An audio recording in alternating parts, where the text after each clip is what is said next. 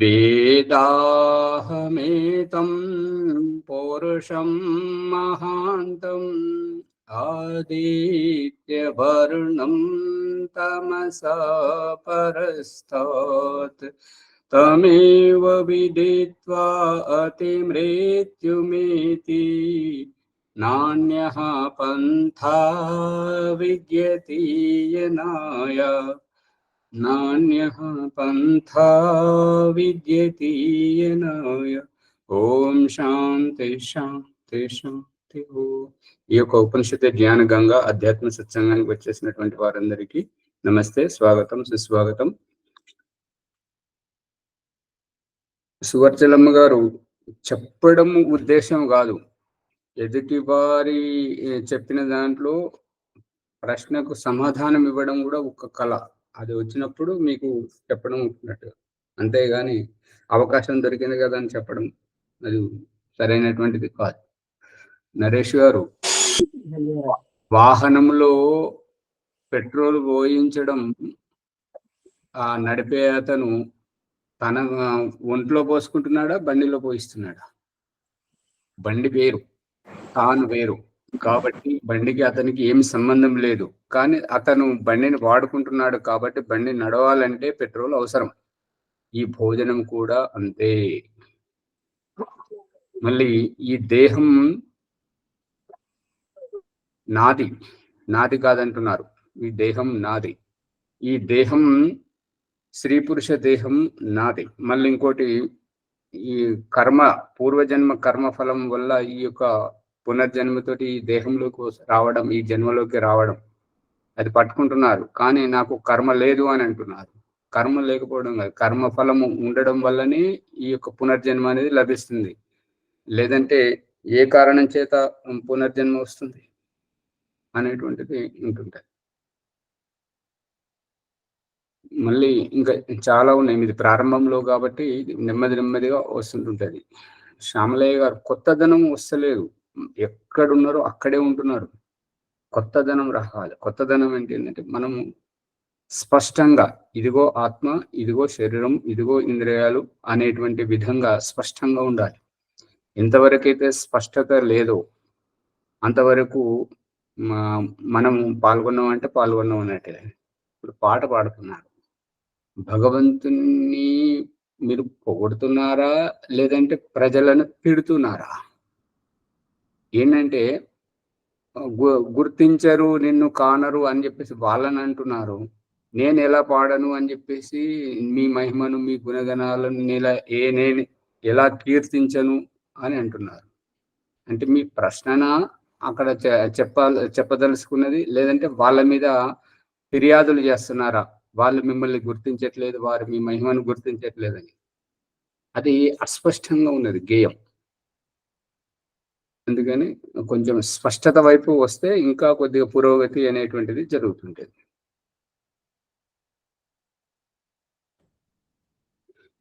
ఒక మనం వాహనం వెళ్తున్నాము, మనం సమయం వచ్చినంత, మన గమ్యం వచ్చినంత దిగిపోతాం. మళ్ళీ ఆ వాహనంతో మనకు పని లేదు. దాన్ని మనము శరీరము ఈ ఆత్మ ఉన్నంత వరకు ఉండి, ఆత్మ దాని యొక్క కాలం చెల్లిన తర్వాత మనం వెళ్ళిపోతాం. దానికి ఉపయోగించచ్చా? అంతే కదా. ఇప్పుడు వాహనం అవసరం ఉన్నంతసేపు దాన్ని వాడుకుంటున్నారు, యాత్ర చేస్తున్నారు. ఇక గమ్యం చేరిన తర్వాత దాని ఉపయోగం లేదు కాబట్టి దాన్ని పక్కన పడేసి మీ పనులు మీరు ఉంటున్నారు. అదే రూపకంగా ఈ జన్మలో పుట్టినప్పటి నుంచి ఆయువు ఉన్నంత వరకు బ్రతికిన కాలంలో దేహంతో ఉంటున్నారు. ఆయువు అయిపోగానే అసఫలమైనటువంటి ఈ సందర్భంలో చనిపోవడం పునర్జన్మ కోసం సఫలమైనటువంటి ఉద్దేశంతో భగవంతుని యొక్క సాన్నిధ్యానికి చేరి భగవంతుని యొక్క సృష్టి వ్యవస్థను, ప్రళయ వ్యవస్థను, ఈ యొక్క జీవాత్మలకు కర్మఫలం ఇచ్చేటువంటి న్యాయ వ్యవస్థను అన్నింటినీ దగ్గరుండి చూస్తుంటాడు. ఏ రకమైతే దూరం నుండి వచ్చినటువంటి సంతానము తండ్రి చేసే పనులను దగ్గరుండి ఏ రకమైతే చూస్తుంటాడో ఆ విధంగా భగవంతుని యొక్క సాన్నిధ్యంలో ఉండి ఈ జీవాత్మ చూస్తుంటాడు. అంతే. మీ పోలిక సరిగానే ఉంది, కానీ పట్టుకోలేకపోతున్నారు. ఇంకొక విషయము, మనం కళ్ళు నాయే. కానీ చూసేది కళ్ళు నాయే కానీ చూసే శక్తి లేదు దానికి.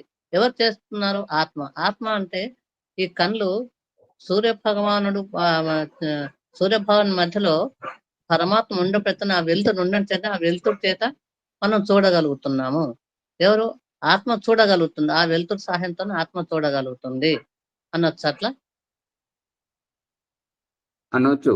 దానిలో వారి పొరపాటేమీ లేదు. కాకపోతే ఏంటంటే పరమాత్మనేమో సర్వజ్ఞుడు కాబట్టి అతనికి ఎవరి సహకారం అవసరం లేదు. జీవాత్ముడు అల్పజ్ఞుడు కాబట్టి భగవంతుని యొక్క ఈ ప్రకాశం కావాలి. సూర్యుని యొక్క ప్రకాశం, భౌతిక పరకంగా సూర్యుని యొక్క ప్రకాశం, ఆధ్యాత్మిక పరకంగా భగవంతుని యొక్క జ్ఞానం, మార్గదర్శనం జీవాత్మకు అవసరం. అదే భగవంతునికి జీవాత్మకు ఉన్నటువంటి తేడా. భగవంతుడు సర్వసమర్థుడు, జీవాత్ముడు ఇంకొకరి ఆధారంగా అదే రహస్యాన్ని మన పిండ జీవితంలో చూపిస్తున్నాడు. పిల్లలను పుట్టించి తల్లిదండ్రుల మీద ఆశ్రయింపజేస్తున్నాడు. జ్ఞానం కోసం గురువు మీద ఆశ్రయింపజేస్తున్నాడు. ఇది ప్రత్యేకంగా గమనార్హం. అందు గురించి జీవాత్మకు పరమాత్మకు, తండ్రికి తల్లిదండ్రికి పిల్లలకు, తల్లిదండ్రులు ఎదిగిన వయసులో అనుభవజ్ఞులు, పిల్లలు ఏమీ అనుభవం లేనటువంటి చిలిపి వ్యవహారం తొందరపాటుతనంతో చేస్తుంటారు. ఈ పిల్లలు అనే వాళ్ళే జీవాత్మలు. తల్లి అనేటువంటిదే ప్రకృతి, తండ్రి అనేటువంటి వాడే పరమాత్మ. సహాయంతోనే జీవాత్మ నడుస్తుంది అన్నట్టు. మళ్ళీ చెప్పండి. పరమాత్మ సహాయంతోనే జీవాత్మ చేయగలుగుతుంది. అంతే కదా. ఆయన సహాయం లేకుండా ఏం చేయలేదు కదా. అల్పుడు కదా ఎక్కువ. అదే తల్లిదండ్రుల సంరక్షణ లేకపోతే పిల్లలు ఎదగరు.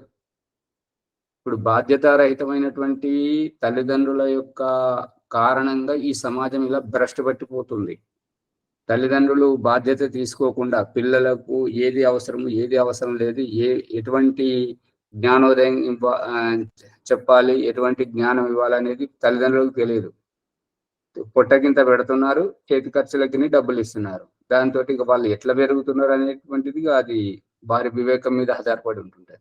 తీసుకుపోయి హాస్టల్లో పడేస్తున్నారు, లేదంటే బంధువుల దగ్గర ఇడిచిపెడుతున్నారు. అక్కడ జరిగేటువంటి పరిణామాలకు మళ్ళీ దాని తర్వాత మా పిల్లలు ఇట్లా చెడిపోయారు, మా పిల్లలు మాట్లాడతలేరు అనేటువంటి ఒక ఆచార్య స్నాతకురాలు, ఆవిడకు సెల్ ఫోన్ అంటే పిచ్చి, అందరితోటి వారితోటి వీరితోటి మాట్లాడాలని చెప్పేసి గర్భంతో ఉన్నప్పుడు కూడా సెల్ ఫోన్లో వారికి వీరికి ఫోన్లు చేసి కాలక్షేపం చేయడం వారి దినచర్య. ఇక పుట్టిన తర్వాత వాళ్ళ సంతానం, మావాడు ఫోన్ పట్టుకున్నాడు అంటే ఈడోడు, నన్ను మాట్లాడనీయడు, ఇంకొకరితోటి ముచ్చట పెట్టనీయడు, ఏది చేయనీయడు, ఫోన్ లాగేసుకుంటాడు. అంటే అది నేర్పించింది ఎవరు? గర్భంలో ఉన్నప్పుడు రికార్డ్ చేస్తారు కదా, మీరు ఎట్లా రికార్డ్ చేశారో బయటకు వచ్చాక అతను అదే రకంగా ప్రవర్తిస్తున్నాడు. తప్పు మన దగ్గర పెట్టుకొని వాళ్ళని అంటారు. అంటే ఇది లోతైనటువంటి అవగాహన తెలియక. అంటే ఇది ఎట్లా తెలుస్తున్నది అంటే, ఒక పశువు దాని ఈనిన తర్వాత ఆ దూడని తీసుకెళ్ళి నీళ్ళల్లో వేస్తే ఈదడం మొదలు పెడుతుంది.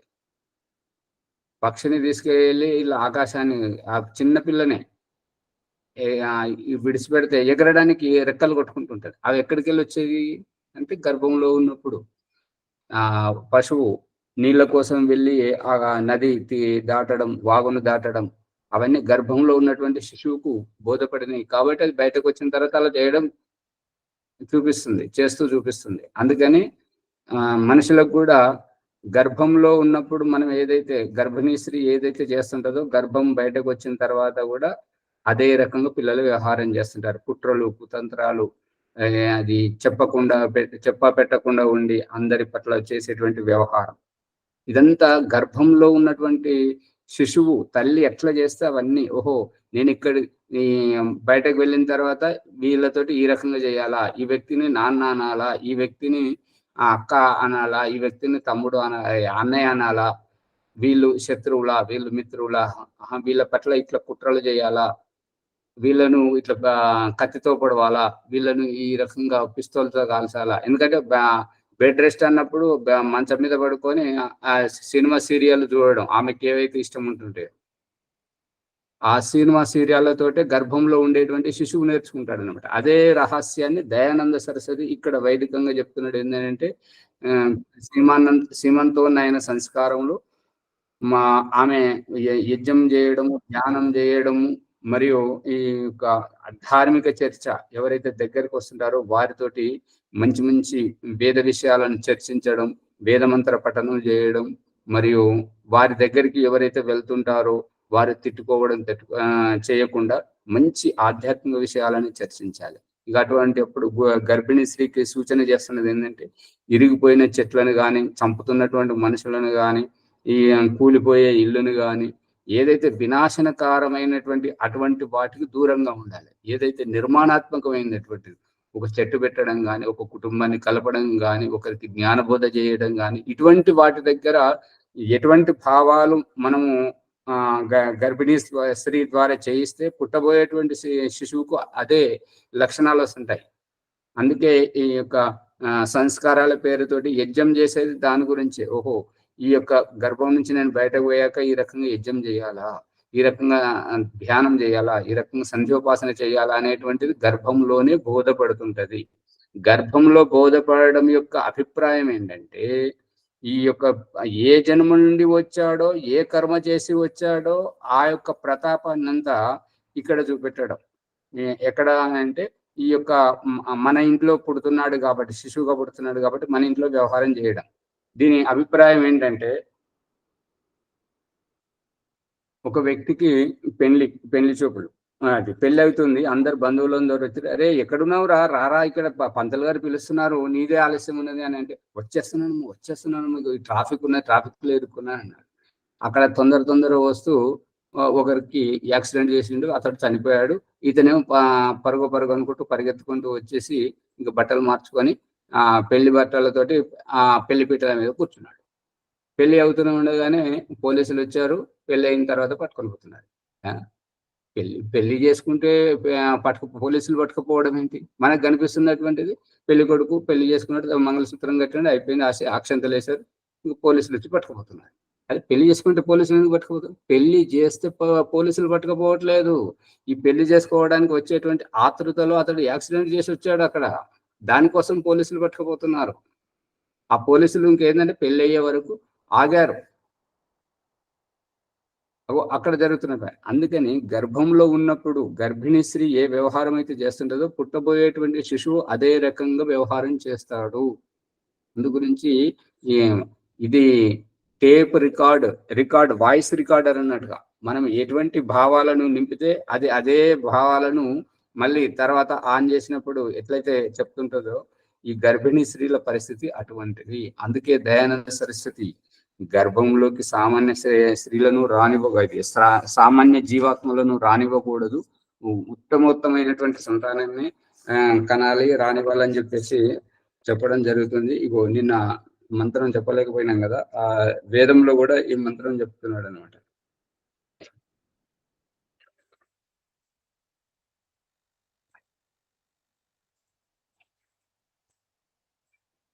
ఈ మంత్రం ఏంటంటే ఆస్యై బ్రాహ్మణాః స్నపని ఆస్యై బ్రాహ్మణాః స్నపనీర్హరంత్వవీరగ్నిః హృదయంత్వాపః అర్యం ను అగ్నిం పరియేతు పూషణ్ ప్రతీక్షంతే శ్వశురో దేవరశ్చ.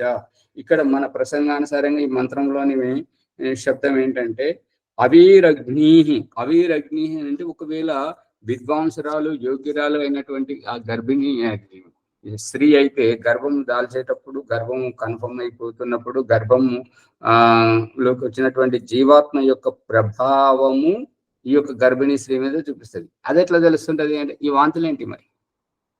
వాంతులు చేసుకునేది ఎక్కడికి వెళ్ళి వస్తున్నాయి ఆవిడకు.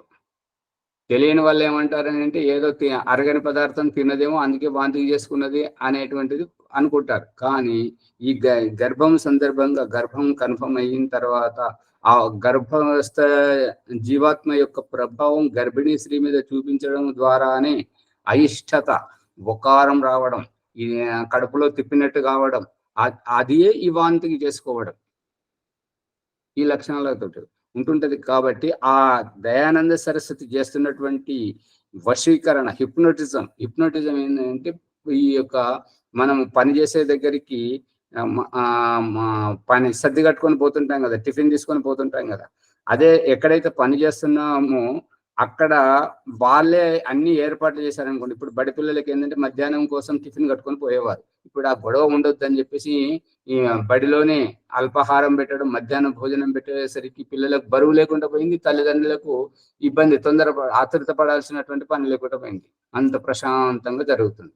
ఆ రూపకంగా ఈ ఏ జన్మ నుండి అయితే జీవాత్మ వచ్చిందో ఆ జీవాత్మ యొక్క కర్మ సంస్కారం ఈ జన్మలో ఉండకూడదు అనేటువంటిదే ఈ యొక్క 16 సంస్కారాలు చేయడం, గర్భధాన సంస్కారం, పుంసవన సంస్కారం, సీమంతోనైన సంస్కారం ప్రత్యేకంగా దయానంద సరస్వతి ఈ యొక్క సద్ది మూటతోటి సంపర్కం లేకుండా, అంటే పూర్వజన్మ కర్మఫలాన్ని ఇక్కడ ప్రభావితం చేయకుండా నా బిడ్డ ఎలా కావాలో నేను అలా తీర్చిదిద్దుకోవాలని చెప్పేసి మంచి ఈ ధ్యానం చేయడము, సంధ్యోపాసన చేయడం, అగ్నిహోత్రం చేయడం, వేదమంత్రాలు చదవడం, మరియు వీణావాదనం, సంగీత కళలతోటి ఈ మనోరంజనం చేస్తూ, మరియు అమ్మలక్కలతోటి ఆధ్యాత్మిక చర్చ చేస్తూ గర్భస్థ శిశువుకు తను ఏ రకంగా కావాలో అటువంటి సంస్కారాలను దారబోస్తుంది తల్లి. ఇది ఇక్కడ ఉన్నటువంటి రహస్యం. అప్పుడే మహాపురుషులు జన్మిస్తుంటారు, అప్పుడే తద్వారా సమాజం అనేటువంటిది బాగుపడుతుంటది అనేటువంటిది దయానంద సరస్వతి యొక్క దూరదృష్టి, మంచి ఆలోచన. కాబట్టి మన సరస్వతికి, ఆర్య సమాజానికి చాలా దయానంద సరస్వతికి సామాన్య జన సమాజానికి చాలా వ్యత్యాసం ఉన్నది. ఇంకోటి ఏంటంటే దయానంద సరస్వతి ఐకమత్యం గురించి మరియు భారతదేశ గౌరవం గురించి భారత్ మాతాకి అని జై చెప్తుంటారు, యజ్ఞం దగ్గరనే చెప్తుంటారు. వేరే ఏ పూజ దగ్గర ఏ గురువు ఎవరు చెప్పరు భారత్ మాతాకి జై అని చెప్పేసి. దయానంద సరస్వతి భారతదేశంను ఎట్లా అభివృద్ధి చెందాలని ప్రతి ఒక్క ధర్మగురువు వచ్చి వాళ్ళ ధర్మం గురించి, వాళ్ళ మత సంప్రదాయం గురించి, వాళ్ళ గొప్పదనం గురించి చెప్పుకున్నాడు. కానీ దయానంద సరస్వతి వచ్చి మనుషుడు ఎట్లా గొప్పపడుతుంటాడు, మనుషుని ఎట్లా సంస్కరించాలి, ఈ మనుష్య సమాజాన్ని ఏ రకంగా బాగుపరచాలనేటువంటి దాని గురించి ఆలోచించినటువంటి వ్యక్తి ఒకే ఒక్క వ్యక్తి దయానంద సరస్వతి. అందు గురించి దయానంద సరస్వతి చేసినటువంటిది ఒక వ్యక్తి గురించి, ఒక గ్రూపు గురించి, ఒక వర్గం గురించి కాదు, అందరికీ వర్తించేటట్టుగా మానవ సమాజాన్ని ప్రక్షాళితం చేయాలి, ఈ యొక్క అజ్ఞానాన్ని అంతా ఊడ్చిపడేయాలి అనేటువంటి ఉద్దేశంతో ఈ సత్యార్థ ప్రకాశం, సంస్కార విధి, ఈ ఋగ్వేదాది భాష భూమిక, వ్యవహార భానువు, ఆర్యాభివినయం భగవద్గీతతో సమానం. భగవద్గీతలో ఏ రకమైనది శ్రీకృష్ణుని గురించి అభివ్యక్తం అవుతుందో ఈ ఆర్యాభివినయంలో కేవలం భగవంతుని గురించి మాత్రమే ఉంటుంటది. వేదమంత్రాల వ్యాఖ్యానం, వ్యవహార భాను, మనం ఎట్లా నడుచుకోవాలి అనేటువంటి వ్యవహారం నేర్పేటువంటిది వ్యవహార భాను. ఆర్యోదేశ రత్నమాల, వైదిక సిద్ధాంతం ఏమిటి, ఆర్యుడంటే ఎలా ఉండాలి, ఆర్యుని యొక్క సిద్ధాంతం మరియు ఆర్య సమాజం ఏ రకము, ఆర్య సమాజం యొక్క ఉద్దేశం ఏమిటి అనేది ఆర్యోదేశ రత్నమాలలు. ఈ రకంగా ఒక్కొక్క గ్రంథం ఒక్కొక్క ఉద్దేశాన్ని పెట్టుకుని సమాజంలో ఉన్నటువంటి అజ్ఞానాన్ని ఊడ్చిపడేయడానికి, పరిశుద్ధత గురించి, అవిద్యనంతా దూరం చేయడానికి దయానంద సరస్వతి చేశాడనమాట. వేరే వాళ్ళంతా వాళ్ళ మతము, వాళ్ళ సిద్ధాంతము, వాళ్ళ గొప్పదనము, వాళ్ళ గురువు యొక్క గొప్పదనము, అవి మాత్రమే వాళ్ళ గ్రంథాలలో రాసుకున్నారు. దయానంద సరస్వతి తన గురించి ఏ గ్రంథంలో రాయలేదు. తన గురించి నేను ఇలాంటి వాడిని, నేను ఇట్లున్నాను అని చెప్పేసి ఎక్కడ చెప్పలేదు. నేను గొప్పవాడిని అయితే అది మీరు గుర్తించాలి, నేను చెప్పుకోవడం కాదు. అందు గురించి నేను చేసే పని, నా దగ్గర ఉన్నటువంటి విద్య ఇది. బాలాజీ గారు గమనిస్తున్నారా, ఈ రకంగా నాలో ఉండేటువంటి విద్య నేను మీకు చెప్తున్నాను. దీనివల్ల మీకు ఏమైనా ఉపయోగం ఉంటే మీరు బాగుపడండి. ఇది దయానంద సరస్వతి యొక్క సిద్ధాంతం. 90 మంది చెల్లెలు చూసాను. ఎవరో ఒకరు ఆర్త సమాజం చేయించిన ఇంత లోతైన అర్థం చెప్పారు. మీరు ఈ గ్రంథాలు చదువుందని నేను వినలేదు. సరే. అమ్మగారు కాలక్షేపం చేయకండి, విలువైనటువంటి సమయం. మనం ప్రసంగంలోకి పోదాం. ఏదైనా అత్యవసరం ఉంటేనే, తప్పనిసరి సందేహం ఉంటేనే అడగండి. క్షమించాలి. ఇప్పుడు 10వ ప్రసంగాన్ని చూడండి. బృహదారణ్యకోపనిషత్తు ప్రథమ అధ్యాయము 5వ బ్రాహ్మణము 15వ ప్రసంగం. యో వై స సంవత్సరః ప్రజాపతిః షోడశ కలో అయమేవ సా యో అయం ఏవ ఏవం విత్ పురుషస్తస్య విత్తమేవ 15 కళా ఆత్మేవ అస్య షోడశీ కళా. యో వై స సంవత్సరః, ఇది ఏదైతే మనకు కనిపిస్తున్నదో ఈ యొక్క సృష్టి వ్యవస్థలో సంవత్సరం అని అంటే ఈ కాలం యొక్క రహస్యాన్ని సంవత్సరం అనడం జరుగుతుంది. ఈ సంవత్సరం ఎవరు అని అంటే ప్రజాపతి. ఆ ప్రజాపతి ఎటువంటి వాడు అంటే షోడశ కళ, 16 కళలతోటి ఉన్నటువంటి వ్యక్తి. అయమేవాస, అతని ఆ పరమాత్మయే ఈ విధంగా అతడు యో అయం ఏవం విత్, అతడు ఈ సంవత్సర రూపంలో కాల రూపంలో ఉండి, కాలం అంటే కాల రూపంలో ఏ రకంగా ఉన్నాడో అది చెప్పాలి. ఎందుకంటే ఇది పరమాత్మ సాక్షాత్కారంలో ఈ ప్రసంగం వస్తుంటది. ఎందుకంటే ఇప్పుడు ఆత్మ విషయాన్ని ప్రస్తావించడానికి మరి ఆ నిద్రామత్తు అది ఆయన పాడుతుంటాడు కదా, ఈనాటి ఈ బంధమే నాటిదో, ఏ జన్మలతోటి వస్తున్నదో ఆ యొక్క బంధము అనేటువంటిది, ఆ యొక్క శృంఖలాలు అంటే మనల్ని ఇప్పుడే నువ్వు బాగుపడితే మేమేమైపోవాలి, మా అజ్ఞానం ఏమైపోవాలి అనేటువంటి ఆ కర్మఫలాలు అనేటువంటి మనం ముందుకు రాణిస్తలేవు. అందు గురించి నిద్రమత్తు వదలట్లేదు. అంటే సాయంత్రం తొందరగా పడుకోవట్లేదు, మరి పొద్దున లేవలేకపోతున్నారు. ఆత్మ సాక్షాత్కారం స్పష్టంగా వస్తే పరమాత్మ సాక్షాత్కారంలో ఇంకొంచెం ముందుకు వెళ్ళగలుగుతుంటారు. ఎందుకంటే ఆత్మ అనేటువంటిది వాహనము, యాత్రికుడు, ఈ రెండింటిని వేరు చేయడంలోనే ఆత్మ సాక్షాత్కారం అనేది. పరమాత్మది ఏంటంటే అది కనబడని తత్వం, ఆత్మయే కనబడదు. ఆత్మ కనబడని ఆత్మలో పరమాత్మ యొక్క వ్యవహారం చూపించాలి. ఇప్పుడు ఏంటంటే వాహనం అనేటువంటి ఒక జడ వస్తువులో యాత్రికుడు ఉన్నటువంటి ఈ దేహము దేహి శరీరము ఆత్మ, ఈ రెండింటినే ఇప్పుడు మనం పసిగట్టలేకపోతున్నాం. మరిగా రాబోయేటువంటిది సూక్ష్మతత్వంలో అత్యంత సూక్ష్మమైనటువంటి పరమాత్మ తత్వాన్ని, ఆత్మను పరమాత్మను వేరు చేసి చూపెట్టాలి. ఆ రకంగా అప్పుడు ఇంకా ఇబ్బంది అవుతుంటది. అందు గురించి దాంట్లో ఎవరైనా ఏదైనా చెప్పినప్పుడు కూడా దాంట్లో ప్రశ్నించగలగాలి, సమాధానపరచగలగాలి. సమాధానం ఈ పుష్పమ్మ గారు ఎంత కాలక్షేపం చేసుకుంటా మరి పరిస్థితి ఏందో కానీ ఆలస్యంగా వస్తున్నారు. సమాధానపరచాలి. ఎదుటి వారు ఎలా చెప్తున్నారు దాంట్లో సందేహం వ్యక్తం చేయాలి. సందేహం వ్యక్తం చేసి సమాధానపరిచినప్పుడే మనకు విద్య మీద పట్టు అనేటువంటిది వస్తుంటుంటారు.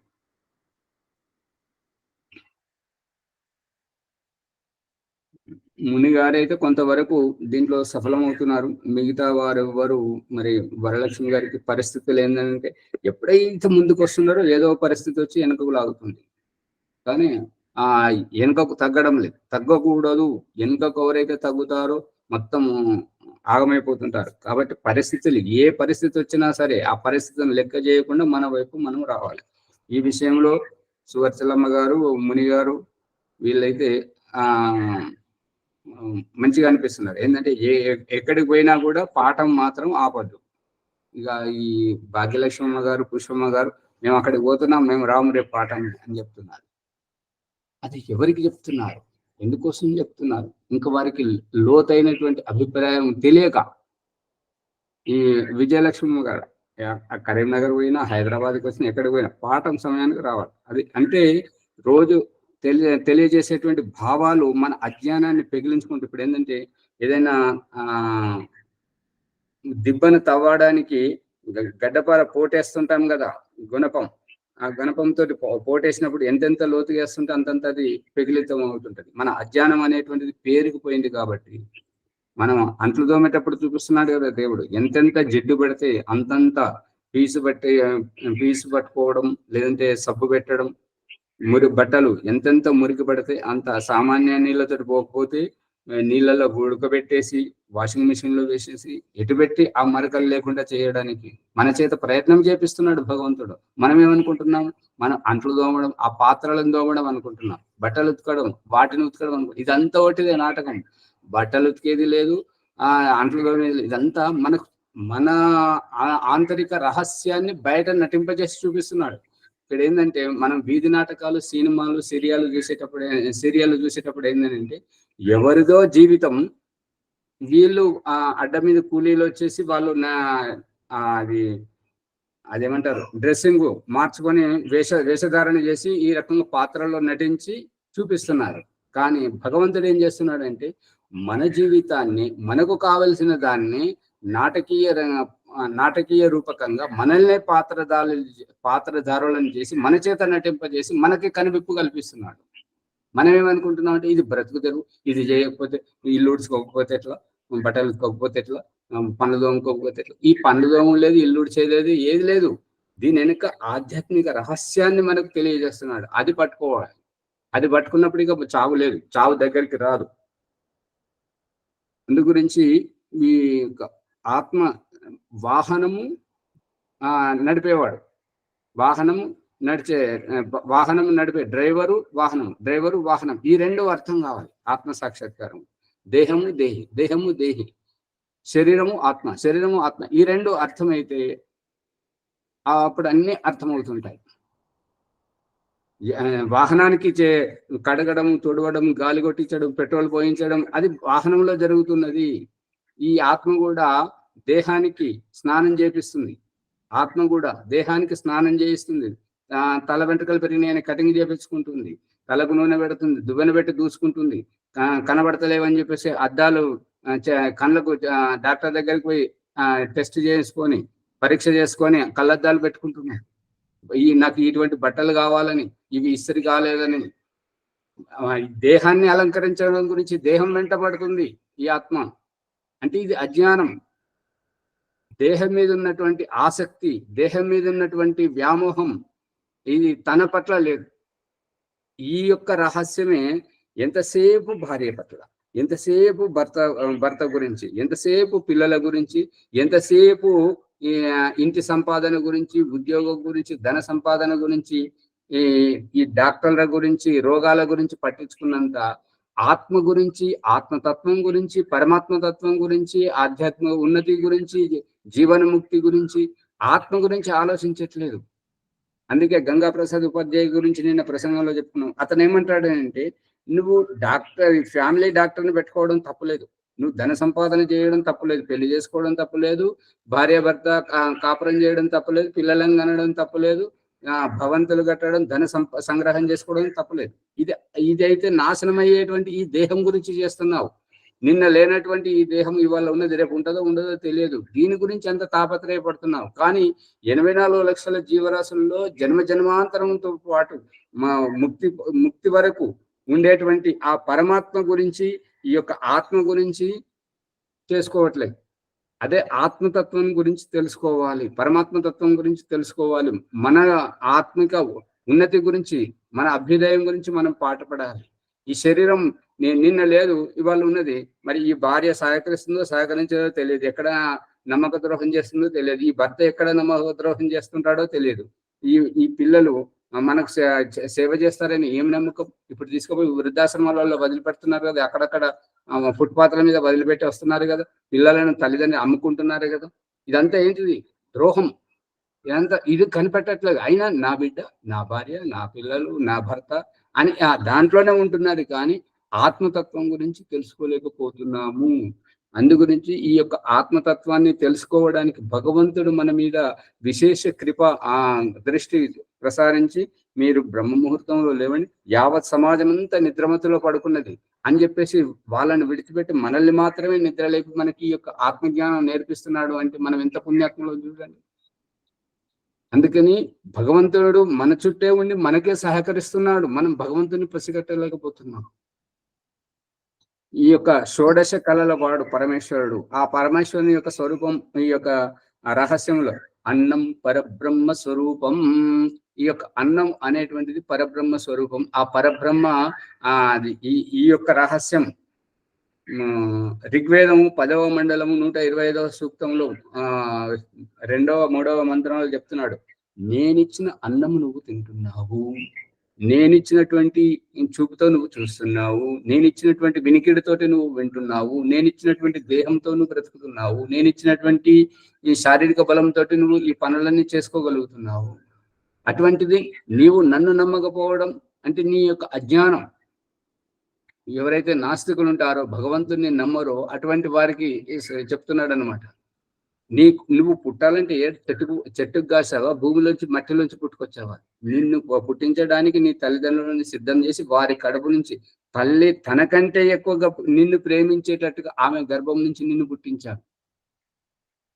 మళ్ళీ ఆ తల్లిని చేత కాకుండా బలహీనపరిచి నీ పక్కలో పడుకోబెట్టి నీ సేవ చేయిస్తున్నాను.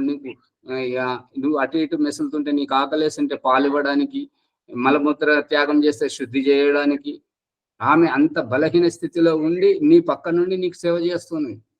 ఇదంతా ఎవరు చేయిస్తున్నారు? నువ్వు గుర్తించట్లేదు. మళ్ళీ ఆ పాలు సరిపోనినాడు తల్లి కంటే, శిశువు కంటే ముందు శిశువును జన్మింపజేయడం, ఉద్ధరించడం ఇక్కడ ఉద్దేశం. కానీ శిశువు కోసం తల్లిని బలహీనపరిచి శిశువు పక్కలో పడుకోబెట్టి సేవ చేయిస్తున్నాడు. పాలు సరిపోని నాడు శిశువు కంటే ముందు తల్లిని మేలుకొలిపి, అమ్మాలే పాలు సరిపోవట్లేదు, ఏదైనా ఉగ్గన్నం తాగి అన్నప్రాసన సంస్కారంతో ఆ యొక్క శిశువుకు ఆ యొక్క బాలింతనే ఆరోగ్యవంతరాలను చేసి లేపుతున్నది ఎవరు? వీటన్నిటి వెనుక భగవంతుడే ఉన్నాడు.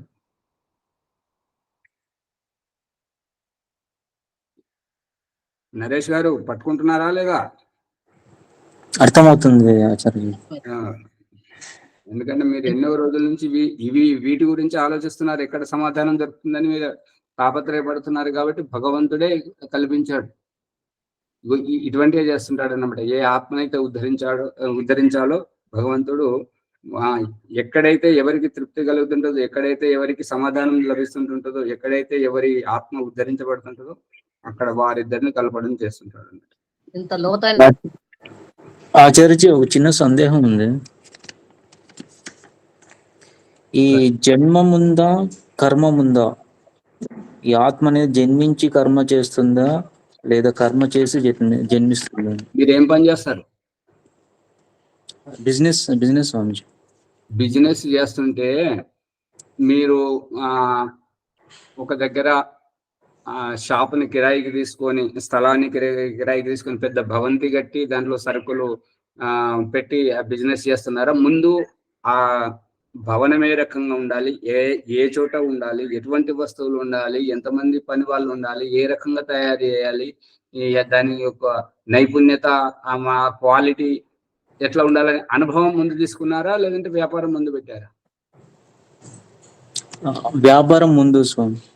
వ్యాపారం ముందా? అనుభవం లేదా? అనుభవం లేదు. అనుభవం ఉందా? అనుభవం ఉంటే చేస్తున్నారా, అనుభవం లేకుంటే చేస్తారా? మొదట్లో చేసే వాళ్ళకి అనుభవం ఉండదు ఆచార్యజీ. మళ్ళీ అదే భాష మాట్లాడుతున్నారు.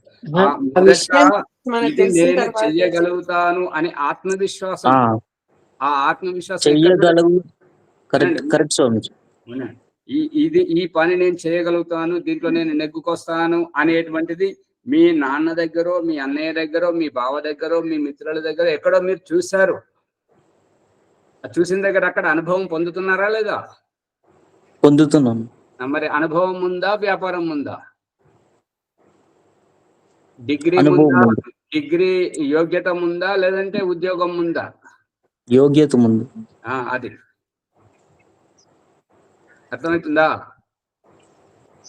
అర్థమవుతుంది. అందుకని మనకు యోగ్యత ఉంటేనే ఆ యొక్క పని మన చేత చేయిస్తున్నారు. ఎవరైనా ఆకలేస్తేనే అమ్మ అన్నం పెట్టమంటేనే అమ్మ అన్నం పెడుతుంది. అనుభవం ఉంటేనే పెడుతుందా? అనుభవం ఉంటేనే పని చేయగలుగుతాం ఆచార్య. ఇప్పుడు అమ్మ అన్నం పెట్టమనే మనం పెద్దవాళ్ళం కాబట్టి నోరేసి అడుగుతున్నాం. కానీ ఆ పసిగుడ్డు ఆ కళ్ళు కూడా తెరవలేదు. అతని పక్కలో పడుకున్నటువంటి తల్లికి మెసులుతాడు అన్నమాట శిశువు. అప్పుడు తల్లికి అర్థమవుతుంది, ఓహో ఆకలేస్తుందని చెప్పేసి. అప్పుడు పాలిస్తాడు. ఎవరు చెప్తున్నారు అక్కడ? తల్లి తన తన ఇష్టపూర్వకంగా ఇస్తుందా? ఇష్టపూర్వకంగా ఇస్తే పాలు ఎప్పుడైనా తాగుతాడా శిశువు? ఇంతమంది ఉన్నారు, ఎవరు మాట్లాడలేరు.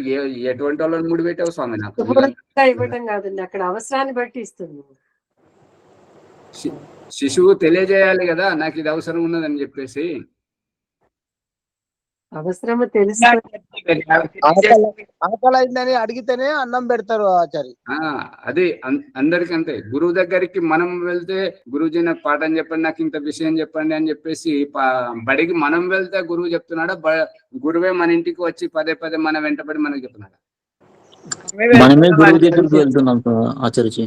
మరి ఇప్పుడు వ్యసనాల దగ్గరికి, బీడి దగ్గరికి, సిగరెట్ దగ్గరికి, కళ్ళు సార దగ్గరికి, వ్యభిచారం దగ్గరికి మనం వెళ్తున్నామో అవి మన దగ్గరికి వస్తున్నాయా? మనమే వెళ్తున్నాం ఆచార్య.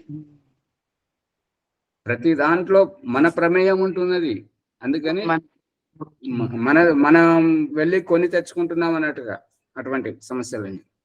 మంచి తెచ్చుకుంటున్నాం, చెడు ఇది కూడా తెచ్చుకుంటున్నాం. చెడు తెచ్చుకున్న వారు చెడిపోతుంటారు, మంచిది తెచ్చుకున్న వారు బాగుపడుతుంటారు. ఆచార్యజీ అది సమాధానం అర్థం కావట్లేదు. మీ ప్రశ్న మళ్ళీ అడగండి. జన్మముందా కర్మముందా? అదే ఇప్పుడు అవునండి. కర్మ అనేటువంటిది వ్యాపారం చేయడానికి అనుభవము. నేను చెప్పాను, శ్యామలయ్య గారు చెప్పారు. ఆ అనుభవం. డిగ్రీ ఉంటే, పట్టాదారుడైతేనే ఇంటర్వ్యూకి వెళ్ళినప్పుడు నువ్వేం చదివావు చూపెట్టండి, నీ బయోడేటా చూపెట్టమని వాళ్ళు అడుగుతారు కదా.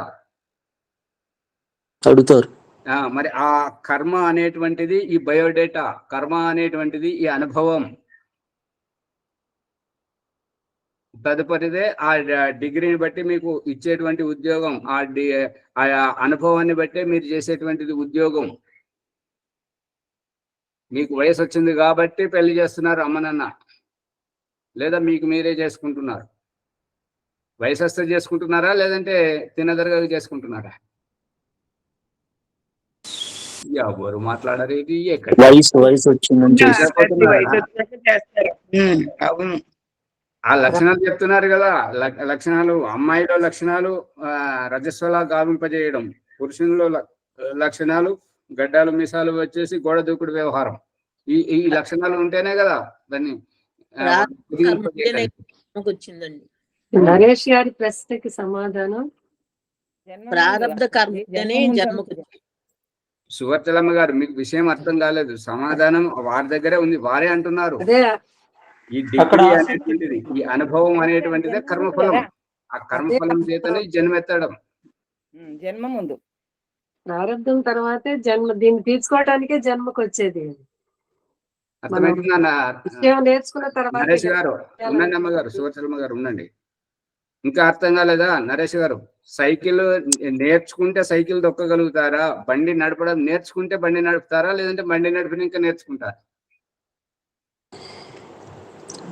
కానీ ఇవన్నీ వ్యవహారంలో ఉండే విషయాలు కదా ఆచార్యజీ మీరు చెప్పేది. ఇప్పుడు భగవంతుడు చెప్తున్నటువంటిది ఈ వ్యవహారంలోనే మన జీవితానికి ఉపయోగపడేటువంటి, మనకు నేర్పించేటువంటి శిక్షను, జ్ఞానాన్ని మనకు చెప్పడానికి మనల్నే పాత్రధారులను చేసి, మనల్నే నటింపజేసి మనకే కనువిప్పు కల్పిస్తున్నాడు భగవంతుడు. ఇదివరకు మనము వేరే వాళ్ళది చూడడం మనకు అలవాటు సినిమాలలో.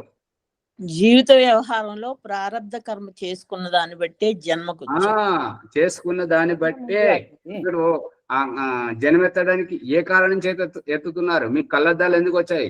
మరి మాకు లేవేంటి కళ్ళద్దాలు? మీరే ఎందుకు పెట్టుకున్నారు? అంటే మీకు దృష్టి లోపం ఉన్నది కాబట్టి మీరు పెట్టుకున్నారు, మాకు లోపం లేదు కాబట్టి మా లోపాన్ని కూడా మేము తొలగించుకున్నాం కాబట్టి మాకు అవసరం లేదు. అంతే తేడా. చేసుకున్న వారికి చేసుకున్నంత కర్మ అని అంతే. ఎవరు ఏ కర్మ చేసుకుంటే అటువంటి ఫలితం. నరేష్ గారు, విమానం ఏంటి, పడవ ఏంటి, ఈ రైలు ఏంటి, బస్సు ఏంటి, రాకెట్ ఏంటి, కార్ ఏంటి, సైకిల్ ఏంటి, నడిచిపోవడం ఏంటి? ఎవరి సామర్థ్యం వారు కదా. అవునాచార్యజీ. ఆ సామర్థ్యమే కర్మఫలము. ఇప్పటికైనా అర్థమైందా లేదా? పూర్తిగా అయితే అర్థం కాలేదు ఆచార్యజీ. ఇంకా ప్రశ్న ప్రశ్నగానే ఉంది. మీరు అంటే ప్రశ్న ఇప్పుడు కాదు స్వామి, ఇప్పుడు కర్మ ముందా జన్మ ముందా అన్నారు. కర్మ ఉంటే అంటే జన్మ వచ్చింది. కర్మ ఆ తర్వాత కర్మ ఎలా వచ్చిందని, జన్మ తీసుకోకుండానే వచ్చిందా, తీసుకున్న తర్వాత వచ్చిందని? అవును. నరేష్ గారు, చెప్పండి ఆచార్యజీ. ఇంటికి బడికి తిరిగే దేని గురించి చెప్పండి. సంవత్సరం అంతా తిరుగుతాడు దేని గురించి? పాసాబేలా ఆ ఒక్క చదువు శబ్దం గురించి, ఒక్క శబ్దము ఆ టీచర్ ప్రిన్సిపల్ నోట వినడానికి సంవత్సరం అంతా తిరుగుతాడు. ఇంటికి బడికి, కాలేజీకి, ఇంటికి తిరుగుతాడా లేదా? తిరుగుతాడు. ఇప్పుడు దీంట్లో ఎన్ని డ్రెస్సులు కుట్టించారు, ఎన్ని సబ్బులు పెట్టి ఉతికారు, అమ్మాయి ఎంత శ్రమ చేసింది, ఇదంతా బట్టి అదేం కనబడదు. కానీ ఆ ఒక్క శబ్దం, పాస్ అయ్యావు ఫెయిల్ అయ్యావు, ఆ పాస్ అయ్యి ఫెయిల్ అయ్యే దానితో మీకు డిగ్రీ వస్తుంటుందా? లేదంటే కేవలం మీరు ఇది డిటిపి దగ్గరికి వెళ్ళి వాళ్ళు టైప్ చేస్తే వాళ్ళు ఇస్తారా? మరి పాస్ ఆర్ ఫెయిల్ అనే దాన్ని బట్టి డిగ్రీ ఇస్తారు. ఆ డిగ్రీ కావాలి కదా. డిగ్రీయే బయోడేటాగా ఏర్పడుతుంటాయి కదా. మీరు 7వ తరగతిలో ఎన్ని మార్కులు వచ్చినాయి, 10వ తరగతిలో ఎన్ని మార్కులు వచ్చినాయి, ఇంటర్లో ఎన్ని వచ్చినాయి, ఈ బిఏలో బిఎస్సి, అవన్నీ మీరు ఎంతైతే చదువుతుంటారో అది బయోడేటా అదే కదా. అవును ఆచార్య. దాన్ని బట్టే మీకు ఉద్యోగం, వ్యాపారం ఏదైనా చేయాలన్నా చేయగలుగుతారు కదా. అవును. మీ దగ్గర డబ్బులు లేకపోతే నడిచిపోతుంటారు, కొన్ని డబ్బులు ఉంటే సైకిల్ మీద పోతారు, ఇంకెక్కువ ఉంటే కార్లో పోతారు, మరి దూరం వెళ్ళాలంటే బస్సులో వెళ్తారు, రైల్లో వెళ్తారు, విమానంలో వెళ్తారు. స్తోమతను బట్టి. ఆ స్తోమత అనేటువంటిదే కర్మ ఫలము. ఇప్పుడు మీ ప్రశ్న, మీరు అనుకుంటున్నటువంటిది ఏంటంటే, మనం జన్మనే ఎత్తినప్పుడు కర్మఫలం ఎక్కడికి వెళ్ళి వచ్చింది? అదే కదా. అవును. అదే వాళ్ళ సమస్య. పూర్వజన్మ కర్మఫలం, పూర్వజన్మ ఇదివరకు చేసినటువంటిది. అందుకే చెప్తున్నాడు కదా, ఇప్పుడు శారీరక శ్రమ చేస్తేనే, ఎక్సర్సైజ్ చేస్తేనే, వ్యాయామం చేస్తేనే ఆకలి పడుతుంది కదా. అవును ఆచార్య. మరి ఆ పుట్టినటువంటి శిశువుకు గర్భంలో ఉన్నప్పుడు తల్లి శరీరం నుండి అందిస్తున్నది, శ్వాస ప్రశ్వాసాలు అందిస్తున్నది. మరి పుట్టిన తర్వాత పాలిస్తున్నది. ఆ ఆకలి ఎక్కడికి వెళ్ళి పుట్టింది? ఈ కుంటి వాళ్ళు, గుడ్డి వాళ్ళు, స్త్రీతనము, పురుషత్వము, ఈ నపుంసకత్వం, ఈ భేదభావం ఏంటి? ఇవంతా పూర్వజన్మంలో చేసుకున్నటువంటి ఆ కర్మానికి చెల్లింపు చేసేటువంటిది, అనుభవించేటువంటిది ఈ జన్మ అనేటువంటిది ప్లాట్ఫారం. ఇక్కడికి వచ్చి నటించాలి. ఇప్పుడు ఏంటంటే ఈ కూలీలు పొట్ట చేత పట్టుకొని వస్తుంటారు డైరెక్టర్ దగ్గరికి. అక్కడికి వస్తే అతను ఇగో ఈ పాత్ర ఉన్నది, ఈ వేషధారణ వేసుకొని ఇలా చేయాలని అంటే, వాళ్ళు ఆ కాస్ట్యూమ్ రూమ్ లోకి వెళ్ళి వేషధారణ చేసుకొని తెర ముందుకు వచ్చి ఆడి ఆడి ఆడి అలసిపోయి వెళ్ళిపోతున్నారు. అదే రూపకంగా అన్న రూపంలో పురుషుని శరీరంలోకి వచ్చి గర్భాధానంగా స్త్రీ యొక్క గర్భాశయంలోకి వచ్చి అక్కడ స్త్రీ పురుష దేహధారణ చేసుకొని ఈ యొక్క సమాజంలో శిశువుగా పుట్టి ఆయువు ఉన్నంత వరకు బ్రతికి ఆయువు అయిపోగానే అసఫలమైన జీవితంలో చనిపోవడం, సఫలమైనటువంటి జీవితంలో జీవన్ముక్తిని పొందడం. స్పష్టం కావట్లేదా? కన్నెందుకు పోవాలి? కుంటి వాళ్ళు ఎట్లా పుడుతున్నారు, గుడ్డి వాళ్ళు ఎట్లా పుడుతున్నారు, మూగ వాళ్ళు ఎందుకు పుడుతున్నారు? వాళ్ళు పుట్టడం వల్ల తప్ప కాదు, అంతకంటే ముందు చేసినటువంటి కర్మ ఫలాన్ని ఇక్కడ అనుభవించడమే. స్త్రీయే సంతానాన్ని కోసం పుట్టినప్పుడు ఎందుకు అనుభవించాలి? స్త్రీయే తన తల్లిదండ్రులను వదిలిపెట్టి, పుట్టిన ఇంటిని వదిలిపెట్టి మెట్టినింటికి ఎందుకు రావాలి పెళ్లి సాకుతోటి? అర్థమవుతుందా? అదే పురుషుడు వస్తే చులకన భావం చేస్తుంటారు. చులకన ఎందుకు అని అంటే, నీవు నీ వంశాన్ని నిలబెట్టుకోవాలి కానీ ఇంకొకరి దగ్గరికి పోయి అక్కడ వారిని ప్రాధేయపడడం ఏంటి? వివాహం కోసం స్త్రీ పురుషుని ఇంటికి వచ్చి వివాహం చేసుకోదు. పురుషుడే స్త్రీ ఇంటికి వెళ్ళి అక్కడ వివాహం చేసుకుని స్త్రీని వెంట తెచ్చుకుంటాడు. దీని రహస్యం ఏంటంటే, బ్రహ్మాండంలో చూసినట్టయితే పరమాత్మ ప్రకృతిని తనతో ఏకీభవింపజేసుకొని అణు పరమాణువుల సంయోగంలో జీవాత్మలతో కలిపి ఈ యొక్క జీవాత్మలను భూమి లోపల తయారు చేసి సక్రియమవుతూ భూమియే గర్భిణీ స్త్రీగా ఆవిష్కృతమై ఈ యొక్క ఆది మానవులను జన్మింపజేసింది. ఆ స్త్రీ భూమి ఏ రకమైతే తన గర్భంలో ఈ 84 లక్షల జీవరాశులను ఏ రకమైతే తీసుకొచ్చిందో, ఇప్పుడు వివాహం చేసుకున్నటువంటి పురుషుడు ఉత్తర వేదిలో వివాహం తర్వాత ఉత్తర వేదిలో గర్భధానం చేసుకొని గర్భిణీ స్త్రీ తోటి ఇంటికి వస్తున్నాడు. ఇప్పుడు తప్పుగా చేసినా కూడా తప్పుగా ప్రత్యక్షంగా చూడాల్సింది ఏంటంటే వివాహం చేసిన తర్వాత వాళ్ళిద్దరు భార్యాభర్తలు ఉత్తి చేతులు ఊపుకుంటూ పోతుంటారు. ఇక గర్భం దాల్చిన తర్వాత మళ్ళీ పురుడు పోసుకోవడానికి కోసం పుట్టింటికి వస్తుంది. ఇక్కడ సంతానాన్ని జన్మింపజేసుకొని సంతానాన్ని తీసుకొని వాళ్ళ ఇంటికి వెళ్ళిపోతుంది. ఇది తప్పే, శాస్త్రీయ ప్రకారం తప్పే. వివాహం చేసిన తర్వాత వారు కన్యాదానం చేసిన తర్వాత వీరికి ఏం సంబంధం లేదు. కానీ ఇక్కడ మనకు ప్రత్యక్షంగా కనిపిస్తున్నటువంటిది ఏంటంటే అది అమ్మాయి యొక్క తల్లిదండ్రుల ఇంటి నుంచి అబ్బాయి యొక్క తల్లిదండ్రుల ఇంటికి, అంటే తన మెట్టినింటికి సంతానంతో పాటు వెళ్ళేటువంటి ఆ రహస్యాన్ని ప్రత్యక్షంగా చూపించడం ఇది గమనార్హం. రాజమణమ్మ గారు వెలుగుతుందా? వింటున్నాను ఆచార్య. అందుకని ఇదంతా ప్రత్యక్షంగా జరుగుతున్నటువంటిది. ఈ కర్మఫలం ఉంటేనే, గర్భం దాల్స్తేనే కదా ఇక్కడికి వచ్చి ప్రసవిస్తున్నటువంటిది. భూమిలో విత్తనం వేస్తేనే కదా మొలకెత్తి మనకు వృక్ష వనస్పతి కనిపిస్తున్నటువంటిది. పొట్టలో ఆహారం వేస్తేనే కదా మనకు ఆకలి దప్పికలు తీరిపోయేటువంటిది. నిద్ర వస్తేనే కదా పడుకునేటువంటిది. నిద్ర అనేటువంటిది అలసట. ఆ అలసట ఎక్కడిది? ఆ ఆకలి ఎక్కడిది? ఎక్కడి నుంచి? మీరు ఇప్పుడిప్పుడే వచ్చారు కదా, వింటూ ఉండండి. అన్ని అయిపోతున్నాయి. ఇప్పుడు ఒకసారి సమాధానం చెప్తే సమాధానం అయిపోయినట్టు కాదు. ఇది ఎన్నోసార్లు చెప్తే గానీ దానికి సమాధానం కాదు. మీరు వింటుండే ఇతరం ముందా చెట్టు ముందా అంటే ఇతరమే ముందు వస్తుంది కదా చర్చి. అంటే మన ఆచార్య మనం అందరం కూడా భూమి నుండే వచ్చామా? ఆరంభంలో మొట్టమొదట ఆది మానవుడు భూమి నుండి వచ్చాడు. ఆ తర్వాత వచ్చిన వాళ్ళందరూ ఆ ఆది మానవుల రూపంలో ఉన్నటువంటి స్త్రీ పురుషుల కలయిక, వాళ్ళ మైథునంతో ఇప్పుడు మైథున సృష్టి నడుస్తున్నది. ఆరంభంలో ఎవరు లేరు కాబట్టి భగవంతుడే ఒక్కడున్నాడు కాబట్టి అమైథున సృష్టి, భూమిలోంచి పుట్టిన ఆది మానవులు. ఆ తర్వాత ఇప్పుడు ఉన్నటువంటిది అంతా మైథున సృష్టి.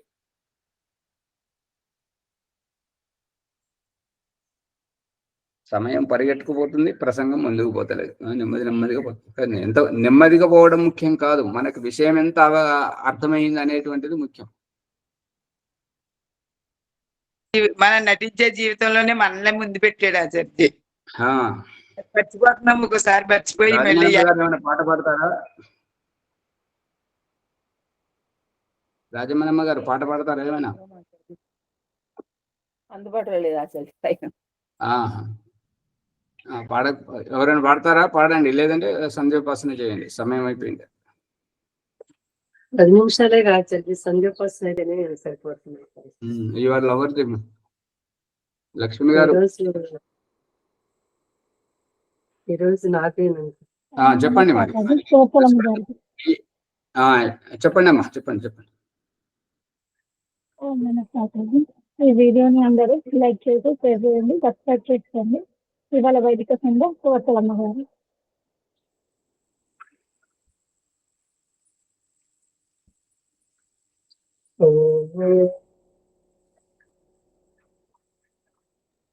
అమ్మగారు సంధ్యోపాసన చేస్తున్నారు. వీడియో రికార్డింగ్ అవుతుంది, యూట్యూబ్ లో చూస్తారు. మీరు కనబడకుండా దాక్కోండి. మీ ఇంటి పరిసరాలను చూపిస్తే ఏం ఉపయోగం? మీరు కనబడండి ముందు.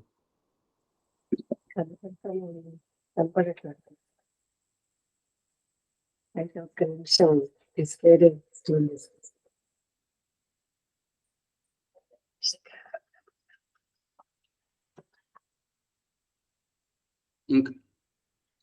ఇంకెవరైనా చేయించండి.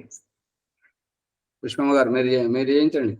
సమయం అయిపోయింది. అనవసరంగా పాట పాడమంటే పాడతలేదు, కాలక్షేపం అవుతుంది.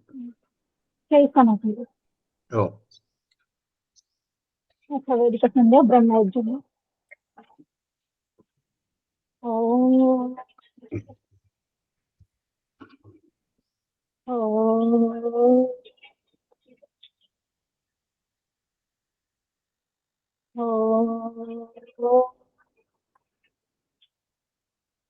పుట్టబోయే శిశువు ఆత్మభావన భగవంతుని ప్రార్థిస్తుంది ఏమనగా, ఓం అమృతోపస్కరణమసి స్వాహ, ఓ అమృత స్వరూప, నా కోసం ఉపస్థానంగా పరుచుకున్నావా స్వామి, ధన్యురాలిని. ఓం అమృతాపిధానమసే స్వాహ. ఓ అమృత స్వరూప, నా ఆత్మరక్షణకై ఆకాశ దుప్పటివై ఆవరించావా స్వామి, ధన్యురాలిని. ఓం సత్యం యసహస్రైర్మైత్రైః శ్రేతాం స్వాహ. ఓ పరమేశ్వర, సత్యం, యశస్సు, ధనైశ్వర్యాలు మరియు బుద్ధి నన్ను ఆశ్రయించి నాలో ఉండునుగాక.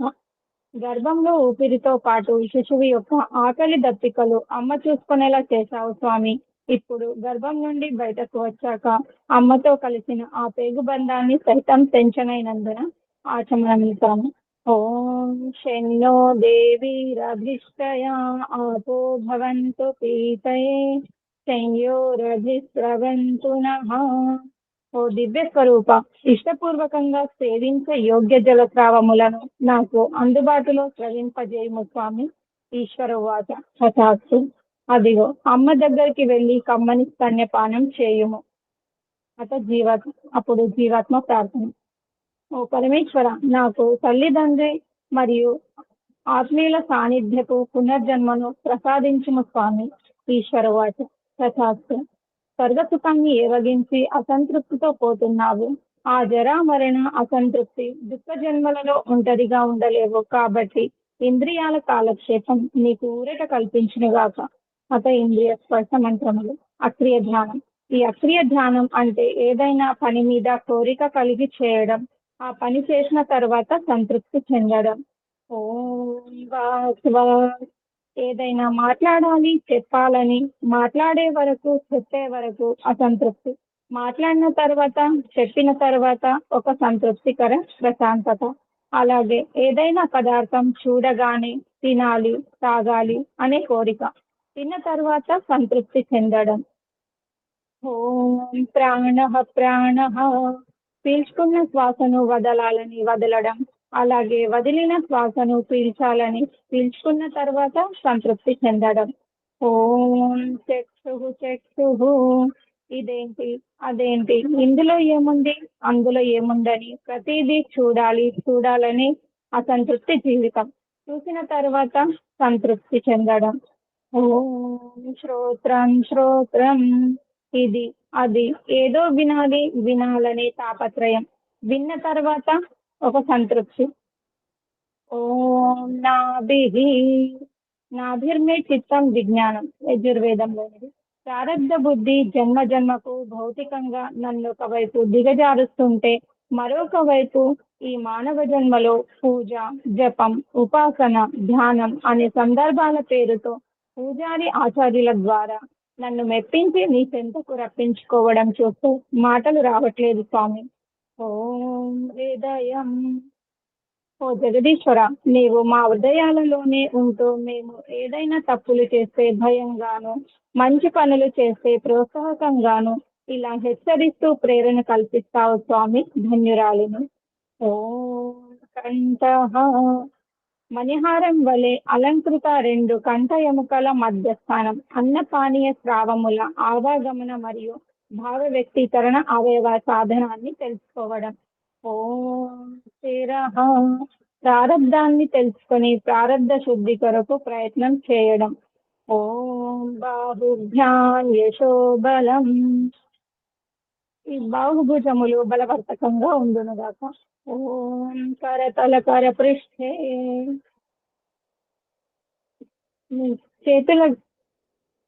నా చేతుల్లోనే నా కర్మల పురుషార్థం నిహితమై ఉందని తెలుసుకోవడం. అందుకే అందరితో స్నేహపూర్వకంగా ఉంటూ ఉపకారం చేయడం. మార్జన మంత్రములు. ఆత్మ సాక్షాత్కార ప్రకరణం. జీవాత్మ ప్రార్థన. ఓం భూ. ఓ ప్రాణ ప్రదాత అని జీవుడు పరమాత్మని ప్రాధాయపడటం. అప్పుడు భగవంతుని సందేశం. పునాతు శిరసి. ఓ దుఃఖదాయక ప్రారంధం అనే నీ పూర్వజన్మ కర్మ ఫలాన్ని పవిత్రం, పునీతం చేసుకోమని ఆదేశించడం. ప్రాణాన్ని ధారణ చేయడం. జీవాత్మ ప్రార్థన. ఓం భువః. ఓ దుఃఖ వినాశక ఈశ్వర సందేశం. పునాతు నేత్రయోః. దుఃఖపూరితమైన జీవనం నుండి ఉపశమనం పొందటం. ఓ ఓ జీవాత్మ, అసంతృప్తియే నీ దుఃఖానికి మూల కారణం కాబట్టి ఈ తటస్థ సంతృప్తితో సాక్షిభూతంగా ఉండుము అని పరమాత్ముడు ఆదేశించడం. జీవాత్మ ప్రార్థన. ఓం స్వాహ. ఓ స్వయం సుఖ స్వరూప ఈశ్వర సందేశం. పునాతు కంఠే కంఠకూపే పిపాస నివృత్తి. యోగ దర్శనంలోని అంటే కంఠంలోని గుంట కదలికలపై ప్రత్యేక ధ్యాస పెట్టి నీ ఆకలి దప్పికల పట్ల అసంతృప్తిని తగ్గించి జయించు. ఆ ఆకలి దప్పికల నివృత్తి సంతృప్తికర స్వయం సుఖానందమే నీ జీవన్ముక్తి మోక్షావస్థకు సోపానం. అప్పుడు జీవాత్మ ప్రార్థన. ఓం మహః. ఓ మహిమాన్విత మాయా స్వరూప. అప్పుడు ఈశ్వర సందేశం. పునాతు హృదయే. ఆధ్యాత్మ పురోగతికై దైవం పట్ల నీ భ్రమను నివృత్తి చేసుకోవాలి. తద్వారా యోగ సాధనలు సక్రియమై ధ్యానము ప్రతిఫలించి హృదయ స్థానంలోని ఈశ్వరానుభూతిని పొందటం. పరమాత్మ సాక్షాత్కారం. అప్పుడు జీవాత్మ ప్రార్థన. ఓం జనః. ఓ జగన్నాయక, ఈ జన్మ జరా మరణ అంతరార్థం ఏమిటి స్వామి? ఈశ్వరవాస. పునాతు నాభ్యాం. నాభి చక్రే కాయ వ్యూహ జ్ఞానం. యోగ దర్శనంలో ఉంది. అంటే నాభి చక్రంలో సంయమనంతో ఈ తిని త్రాగి విసర్జించడం ఏమిటి అని విచారిస్తే మన శారీరక జన్మల అంతరార్థం బోధపడుతుంది. నాభిర్మే చిత్తం విజ్ఞానం. యజుర్వేదంలోని ఈ మంత్రం యొక్క అర్థం అనేక విధాలుగా స్మరించుకునే వ్యావహారిక విజ్ఞానం దేహం మధ్యలో ఉన్నదని. జీవాత్మ ప్రార్థన. ఓం తపః. ఓ పరాత్పర, ఈ తపస్సు అంతరార్థం ఏమిటి స్వామి? ఈశ్వర సందేశం. పునాతు పాదయోః. ఓ జీవాత్మ, నీ జన్మ జరా మరణ దుఃఖదాయక స్థితి నుంచి నిన్ను నీవు ఉద్ధరించుకో. దేహం లోపలి ఇడాపింగళ అనే 2 నాడుల శ్వాస ప్రశ్వాసలతో జీవాత్మను క్రింది నుంచి పైకి లేచిన అవగాహన కల్పించడం. సందేహం గుర్తు. పాదయోహ అంటే పాదముల వద్దన నివృత్తి కాదు. జంగాభ్యాం పద్మం ధర్మో అస్మి విధిరాజ ప్రతిష్ఠిత.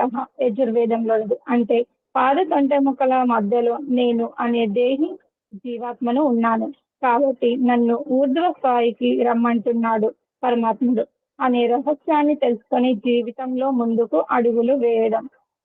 అప్పుడు జీవాత్మ ప్రార్థన. ఓం సత్యం.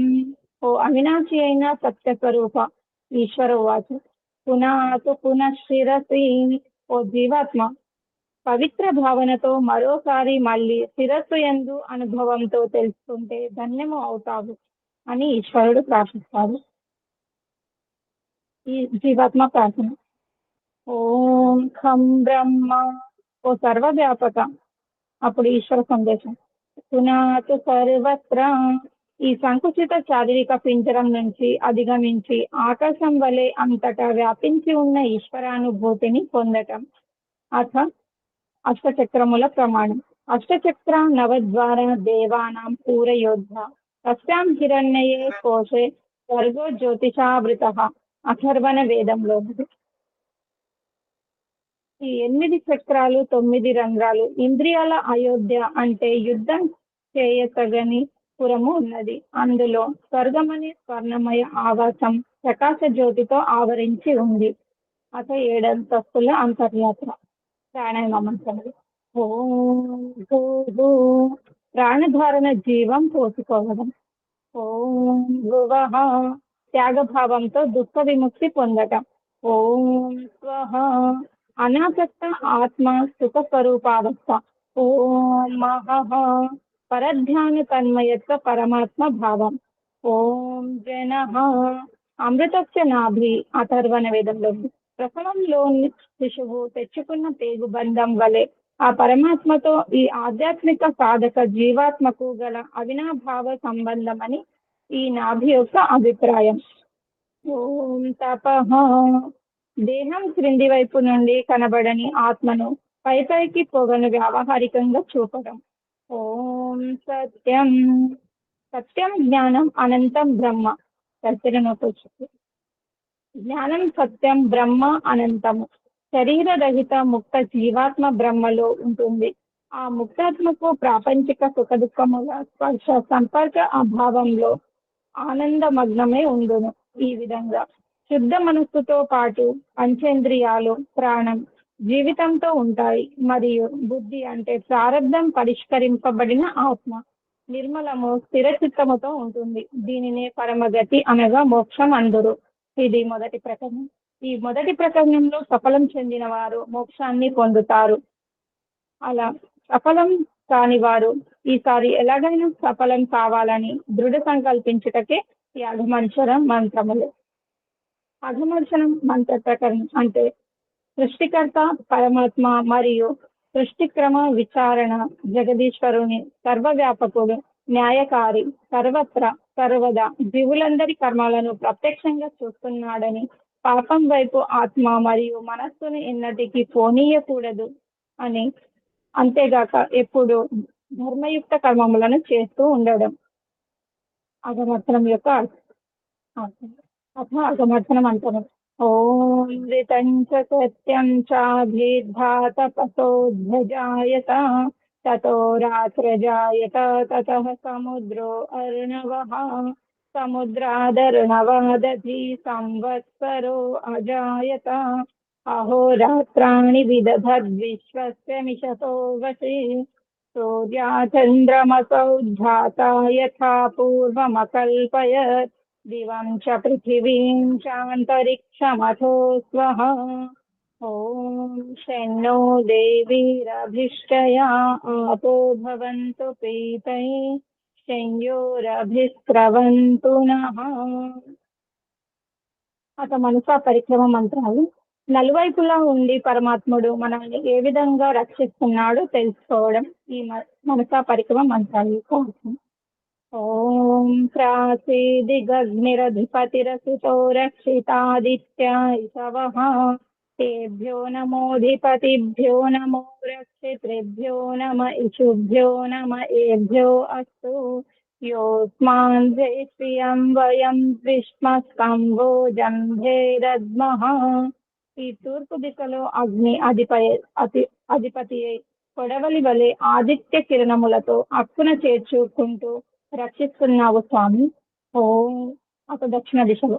ఓం దక్షిణాదిగింద్రోజిపతి స్థిరస్థిరాజీరస్థితాపితరైషవః తేభ్యో నమోధిపతిభ్యో నమో రక్షితృభ్యో నమ ఇషుభ్యో నమ ఏభ్యో అస్తు యోస్మాన్ శ్రియం వయం విష్మస్కంభోజంభేరద్మః. ఈ దక్షిణ దిశలో కూడా ఇంద్రుడు అధిపతి వంకర టింకర కుటిలంగా నడిచే వాటి నుంచి తల్లిదండ్రుల వలె కనిపెడుతూ రక్షిస్తున్నారు. అత పడమర వైపు.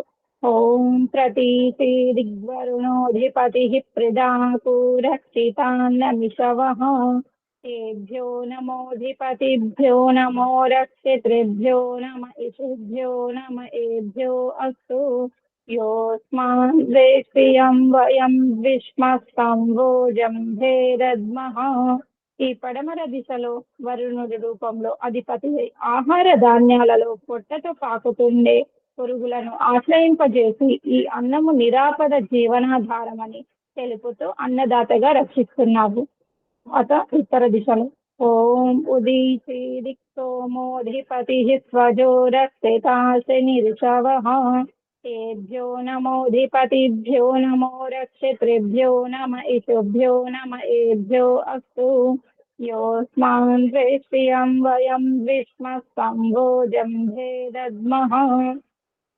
ఈ ఉత్తర దిశలో సోమం రూపంలో అధిపతి స్వయం పుట్టుకొచ్చే క్రిమికీటకాల పట్ల విద్యుత్ మెరుపుతో పంటలను సస్యశ్యామలం చేస్తూ రక్షిస్తున్నావు. ఓ చంద్రదేవత, నీవు కూడా ఈ ఉత్తర దిశలోనే ఉంటూ రాత్రి సమయంలో వెన్నెల ప్రకాశిస్తూ మమ్మల్ని ఎంతో ఆహ్లాదపరుస్తున్నావు స్వామి. నీకు ధన్యవాదాలు.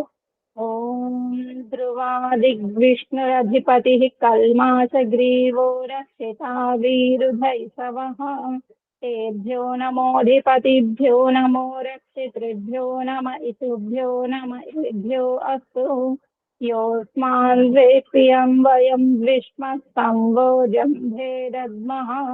ఈ క్రింది దిశలో విష్ణు రూపంలో అధిపతి అయి భూగర్భ విషవాయు కాలుష్యాన్ని వృక్షములతో నిర్వీర్యం గావిస్తూ రక్షిస్తున్నావు స్వామి.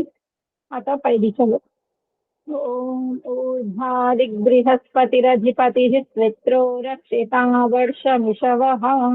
तेभ्यो नमोऽधिपतिभ्यो नमो रक्षितृभ्यो नम इषुभ्यो नम एभ्यो अस्तु. योऽस्मान् द्वेष्टियं वयं విష్మస్తంభోజంభేరద్మః. ఈ పై దిశలో బృహస్పతి రూపంలో అధిపతి అయి ఆకాశం సముద్రం నుండి జలాన్ని ఆవిరి రూపంలో మేఘాలుగా మారి పంట పొలాలను ఉపయోగపడేలా అమృత వర్షం కురిపిస్తున్నావు స్వామి. మరియు మా శరీరం పైన ఏదైనా వ్యాధి వచ్చినట్లయితే ఆ వర్షం నీటితో నయం చేసి రక్షిస్తున్నావు. ఇలా ఈ అన్ని దిశలలో ఎల్లవేళలా ఉంటూ మమ్మల్ని రక్షిస్తున్న హే పరమాత్మ, నీకు కృతజ్ఞతాపూర్వక నమస్కారాలు. అత ఉపస్థానమంతా ప్రకరణం. ఉపస్థాన ప్రకరణంలో పరమాత్మ ఉపస్థానం అంటే మనకు అత్యంత సమీపంలో పరమాత్మ ఉన్నాడు అని మనమందరము ఆ ఉత్తమ జ్యోతి స్వరూప పరమాత్మని తెలుసుకొని ప్రార్థించడం ఉపస్థాన మంత్రముల యొక్క భావం. ఓం జాతవేదసేసు నవామ సోమమరాతీయతో నిదహాతి వేదః సనః పర్షదతి దుర్గాణి విశ్వానః వేవ సింధుం దురితాత్యగ్నిః. చిత్రం దేవానాముదగాదనీకం చక్షుర్మిత్రస్య వరుణస్యాగ్నేః. ఆప్రాద్యా వా పృథివీ అంతరిక్షం సూర్య ఆత్మా జగతస్తస్తుషష్ట. ఉదుత్యం జాతవేదసం దేవం వహంతి కేతవః. దృశే విశ్వాయ సూర్యం ఉద్వయం తమసస్పరిస్వః పశ్యంత ఉత్తరం. దేవం దేవత్రా సూర్యమగన్మజ్యోతిరుత్తమం. దీనితో రెండవ ప్రకరణం పూర్తవుతుంది. ఈ రెండవ ప్రకరణంలో కూడా సఫలం చెందిన వారు మోక్షం వైపు, సఫలం చెందని వారు ఈసారి ఎలాగైనా సఫలం చెందాలని పరమాత్మని ప్రాయశ్చిత మంత్రంతో ప్రాధేయపడతారు. అథ ప్రాయశ్చిత మంత్రం. ఓం తచ్చక్షుర్దేవహితం పురస్సాక్షుత్రముచ్చరత్. పశ్యేమ శరదః శతం జీవేమ శరదః శతం. శృణుయామ శరదః శతం ప్రబ్రవామ శరదః శతం. అదీనాహక్షామ శరదః శతం భూయస్త శరదః శతం. ఓం శన్నో దేవీరభిష్టయా ఆపో భవంతు పీతయే సంయోరభిస్రవంతు నః. ఓం భూర్భువః స్వః తత్సవితుర్వరేణ్యం భర్గో దేవస్య ధీమహి ధియో యో నః ప్రచోదయాత్. హే రక్షక, సచ్చిదానంద స్వరూప, జగదుత్పాదక దేవ, నీ దివ్యం వరేణ్యమునైన శుద్ధ విజ్ఞాన స్వరూపమును మేము నిత్యం మా హృదయంలో ధ్యానించము. మాకు సద్బుద్ధినిచ్చి సత్కర్మములు చేయునట్లు మా బుద్ధులను ప్రేరేపింపము. సమర్పణ భావంతో వేడుకోవడం. ఓ పరమేశ్వర దయానిధి, మీ కృప వల్ల జపోపాసనాది కర్మములను చేస్తున్న మేము ధర్మ అర్థ కామ మరియు మోక్షముల సిద్ధిని సత్వరముగా ప్రాప్తించుకుందుముగాక. అత నమస్కారమంత. ఓం నమః శంభవాయ చ మయో భవాయ చ నమః శంకరాయ చ మయస్కరాయ చ నమః శివాయ చ శివతరాయ చ. ఓం శన్నో దేవీరభిష్టయా ఆపో భవంతు పీతయే సంయోరభిస్రవంతు నః. ఓం ఇతి వేదిక సంధ్య బ్రహ్మనిత్యము. అత శాంతి పాఠం. ఓం దేవ్ శాంతి అంతరిక్షం శాంతి పృథివీ శాంతి ఆపః శాంతి ఓషధయః శాంతిః వనస్పతయః శాంతి శ్వే దేవాః శాంతి బ్రహ్మ శాంతి సర్వం శాంతిః. శాంతిరేవ శాంతి సామా శాంతిరేధి. ఓం శాంతి శాంతి శాంతిః. ఓం నమస్తే. సర్వేభ్యో నమో నమః. ధన్యవాదాలు. నమస్తే. మళ్ళీ చెప్పండి. లైక్ చేయండి, షేర్ చేయండి, సబ్స్క్రైబ్ చేయండి. ఈ ఎపిసోడ్ ని అందరూ లైక్ చేసి షేర్ చేయండి, సబ్స్క్రైబ్ చేసుకోండి. మొదటి వీడియోలు ఎప్పుడైనా చూడాలంటే ఎప్పుడు కావాలంటే అప్పుడు వచ్చేస్తాయి సబ్స్క్రైబ్ చేసుకుంటే. నమస్తే ఆచార్య. సర్వేభ్యో నమః.